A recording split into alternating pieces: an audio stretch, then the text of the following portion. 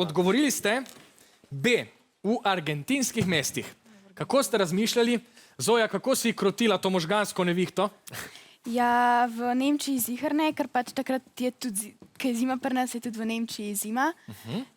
V Argentini je pa ravno obratno. Dobro razmišljanje. Poglejmo, kaj je res. Kepanje je seveda priljubljena zimska radost, a zanj pač nujno potrebujemo športne, ne športne, snežne kepe. In na novoletni dan imamo sneg lahko na severni polobli, saj je takrat pri nas zima.